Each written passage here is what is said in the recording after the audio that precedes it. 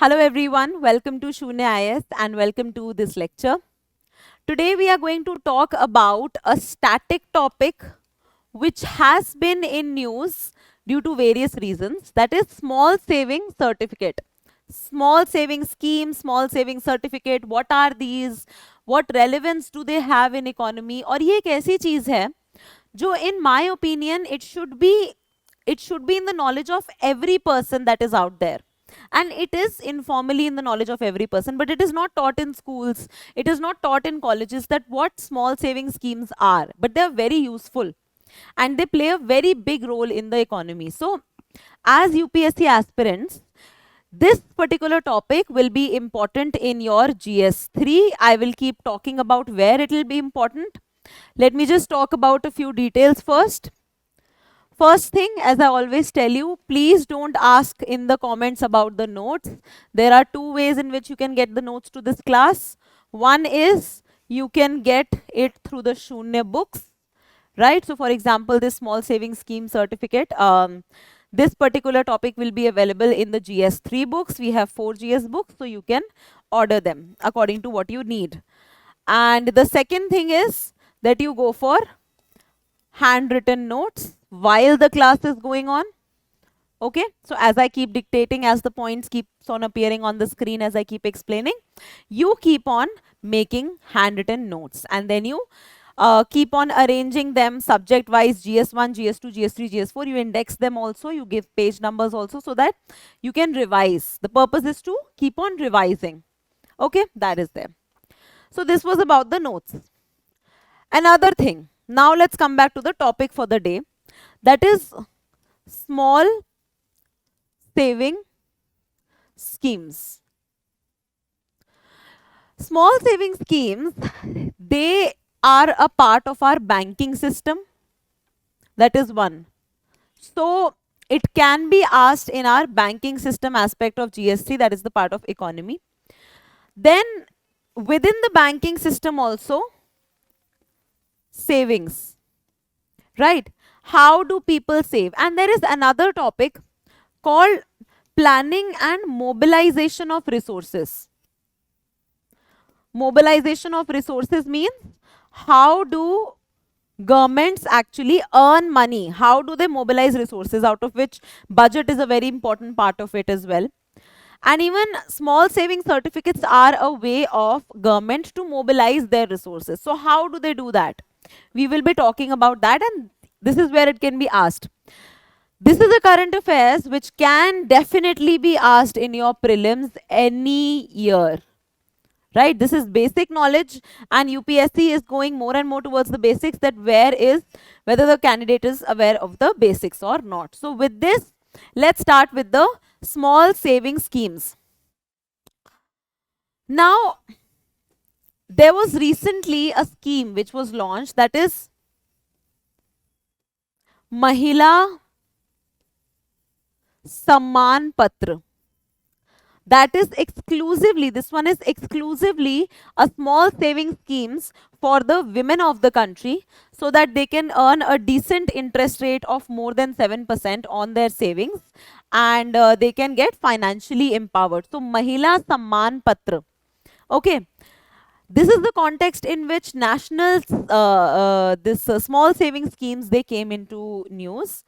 Other than that also, because of the uncertainty of economy that we have seen in the post-COVID era, we have seen that the demand for national saving schemes, the small saving schemes, they have increased a lot. This demand has increased a lot.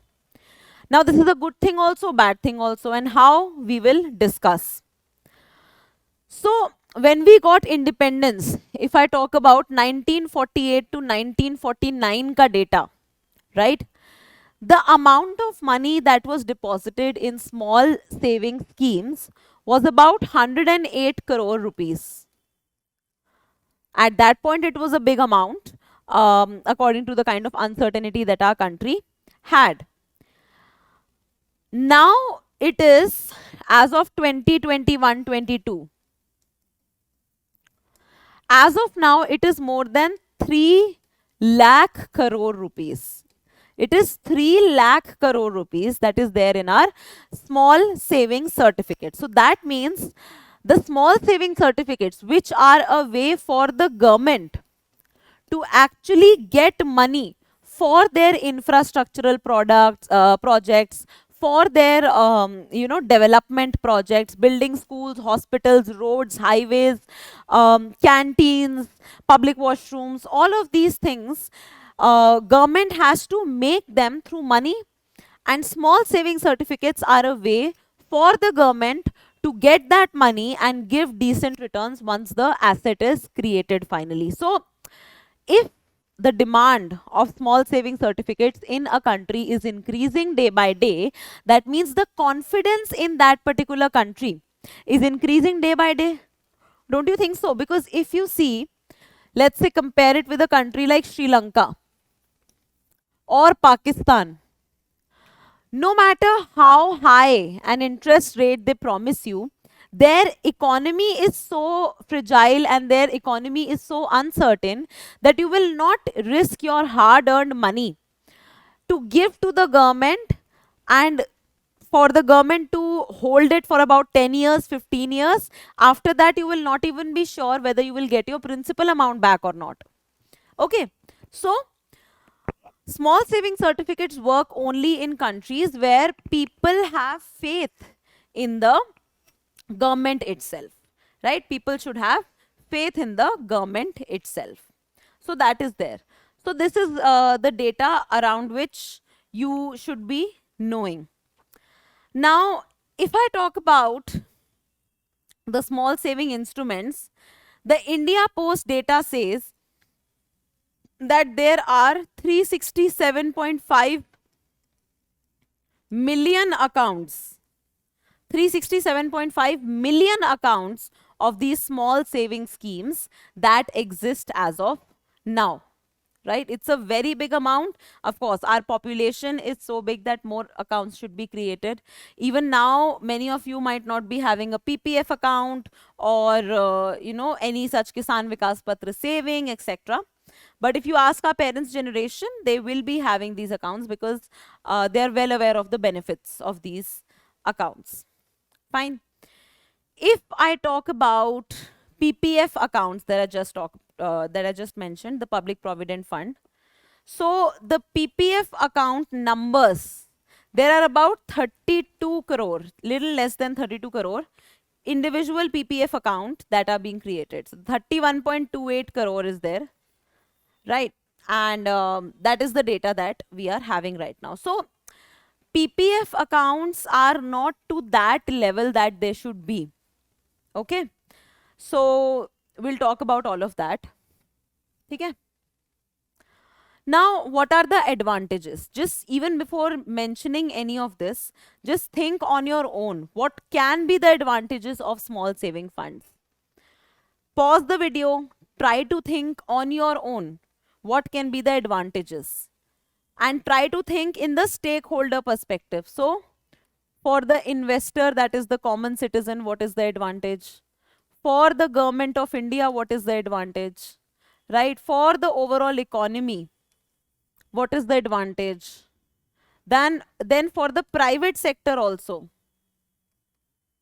is there any advantage that people are going for? The government sector. Then for the banks, what is the advantage? Right? So try to think about it in a stakeholder perspective that will give you a wider reach. Okay, so I hope you have paused the video, you have thought about it, and now you have come back. So let's talk about the advantages. See, when you talk about individuals, there are very clear advantages. One is it is highly secure. If they have promised 7.5%, for example, you will get 7.5%. There is no denial to the fact that you will get 7.5%. Okay? Per annum, not total. Per annum, it is 7.5% approximately. So you will get. Then these kind of schemes get exemption from income tax, right? So if I talk about PPF also, the amount that you invest in PPF, the ceiling to which is 1.5 lakh per annum. Because if someone is investing more than 1.5 per lakh, 1.5 lakh per annum, they are actually not in the lower to middle class category that way, right? They are just trying to earn secured return and just park their money somewhere. So that's why this ceiling of 1.5 lakh per year. Okay. This is the benefit. And in a question that you can get a question about small saving certificates and small saving funds and what are the advantages. Okay. So they get exemption under IT Act, and that makes them more and more desirable. If you talk about fixed deposits also, na, so fixed deposits are not tax exempt. So again, it makes these attractive.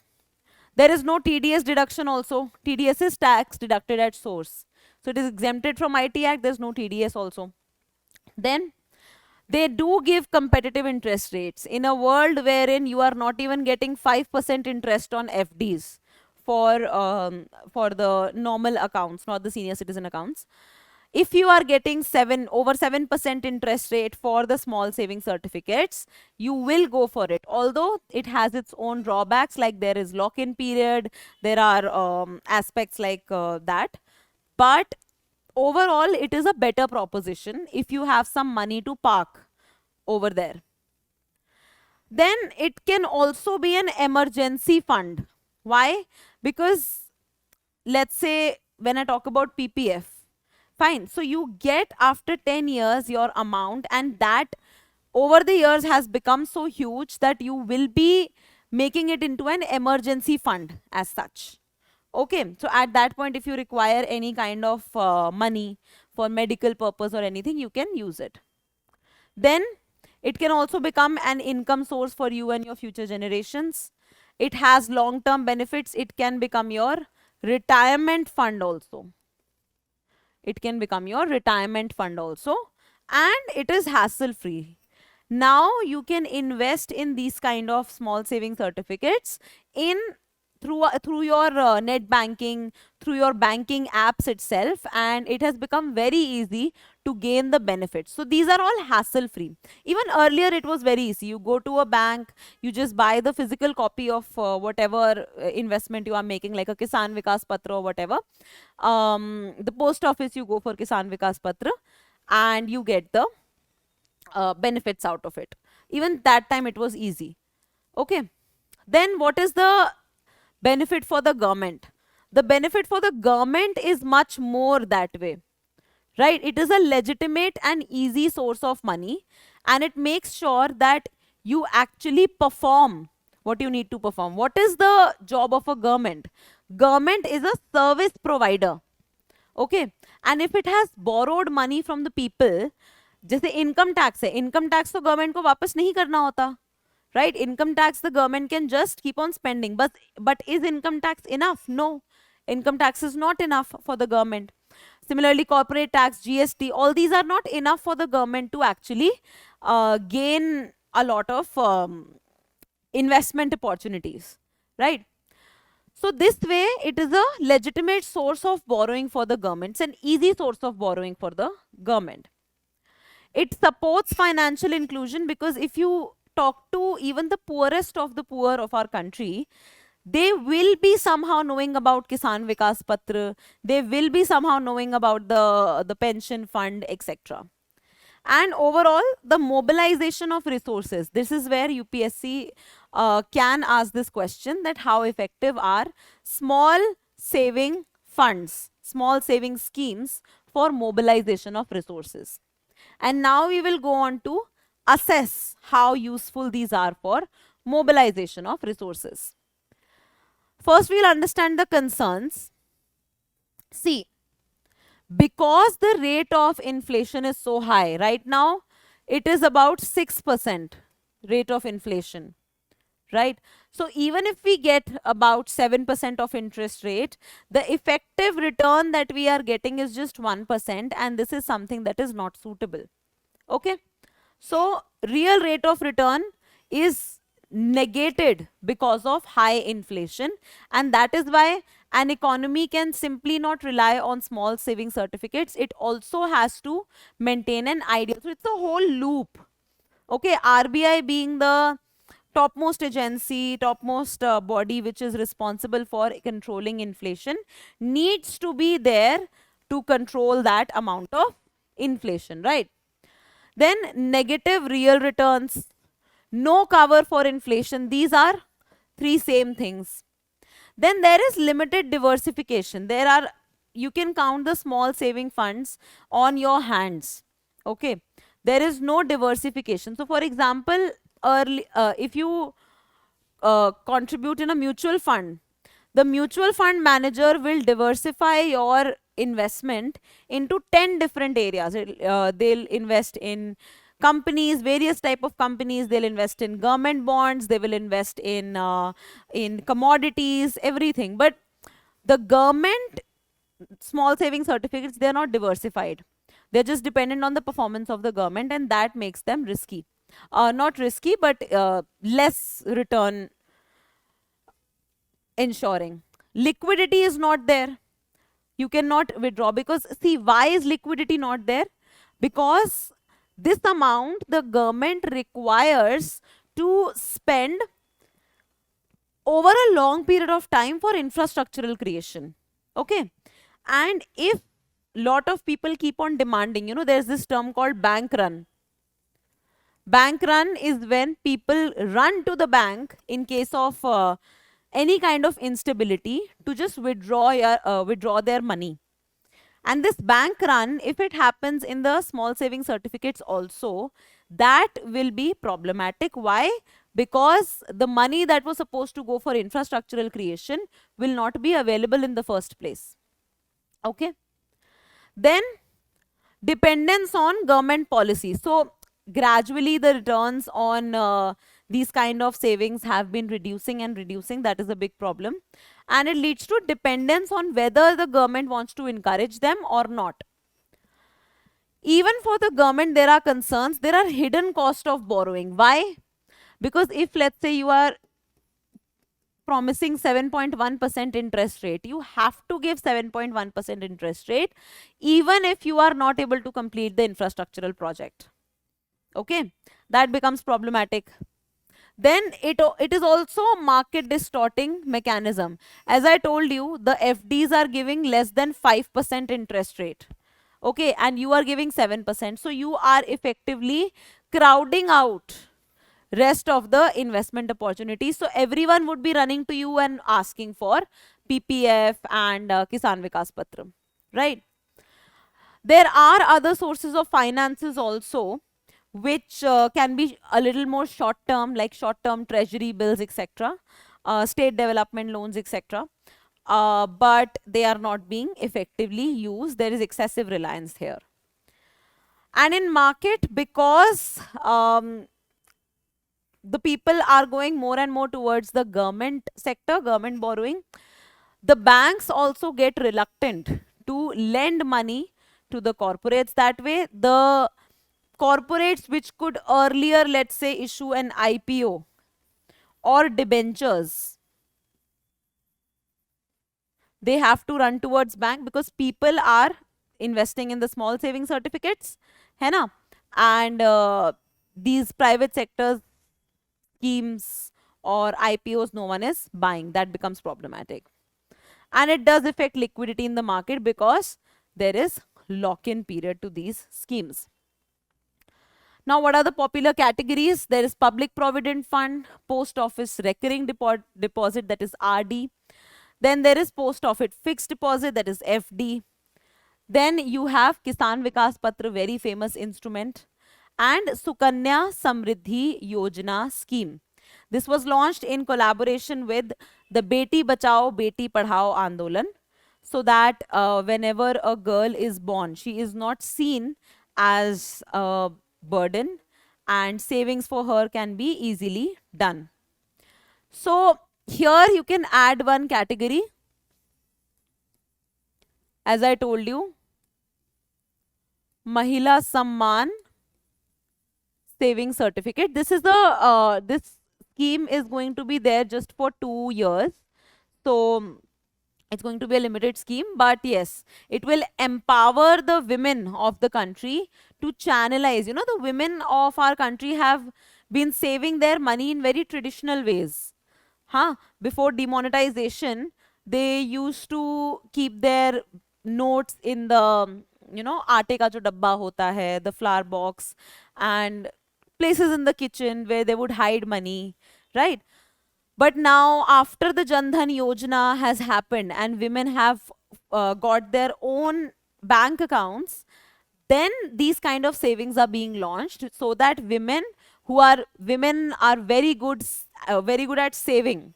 So women can actually save up their money, earn decent interest rate also, because if you are keeping your money in just your house as cash, the value of that money is actually depreciating. You don't realize this, but earlier, let's say even for a pack, even of a kg of tomatoes, there was this time just within the past 2 months that tomatoes reached about 150 per kg, 150 rupees per kg, and even more than that, right? So at that point, if you have a 100 rupee note, this 100 rupee note, when 20 rupees per kg was the price of your tomato, this 100 rupee note would have been able to buy you 5 kg tomatoes. But now at 150 per kg, you will not be able to buy even 1 kg of tomato. So your price, your value has decreased. है ना? The effective value has decreased, and that is why it is never a good idea to just keep your money in your house that way. And that is why all the money lying down has to come into the economy, right? Now, how are the rates determined? The rates of these particular saving deposits, right? How are these rates determined?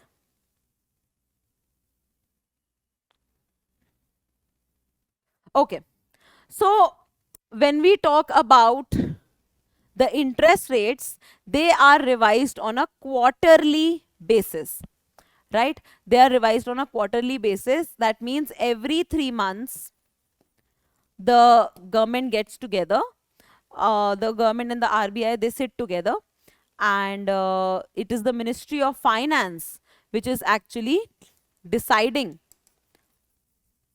the interest rate for this. Okay, so that is there. Then RBI has given guidelines that the interest rate for these particular small saving certificates should be calculated on the basis of yields of government securities, right? They should be in commemoration. So they should be in accordance with the amount of yield that government securities are able to give the investors. And here, something that your answers should have, but mostly people's answer will not have, is that Shamala Gopinath panel. It was constituted in 2010, and it suggested something very good. It suggested a market linked interest plan. So whatever money government is borrowing through the national small saving certificates schemes, it should not just invest it in only these kind of infrastructural projects and things where government is involved. It should also invest in various companies so that the amount of interest can be increased. And this is something that has happened with pension also, right?